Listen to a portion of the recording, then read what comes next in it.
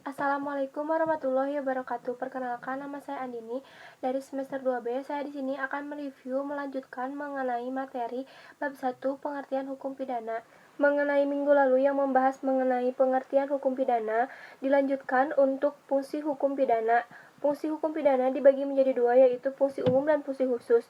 Fungsi umum untuk mengatur masyarakat dan menyelenggarakan tata tertib.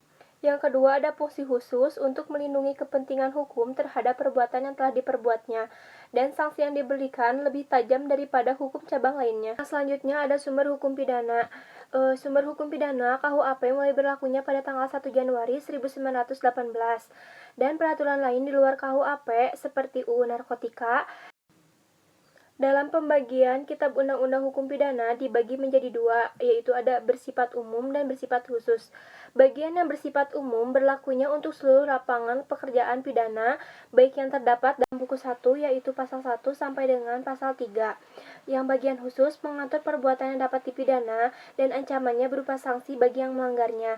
Diatur dalam buku 2 pasal 104 sampai 488 tentang kejahatan, dan buku 3 pada pasal 489 sampai 569 tentang pelanggaran. Berlakunya hukum pidana dibagi menjadi dua, yaitu menurut waktu dan menurut tempat. Menurut waktu ada atau locus temporis berasal dari kata waktu.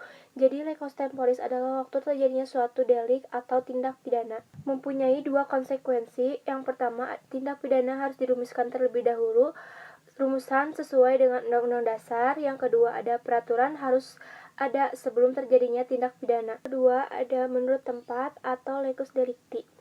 Locus delicti berasal dari kata locus yang berarti tempat atau lokasi, dan delicti yang berasal dari kata delik atau tindak pidana.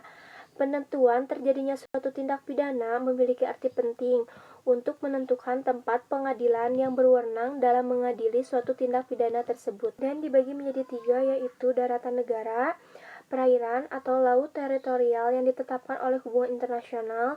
Yang ketiga ada udara di atas wilayah negara.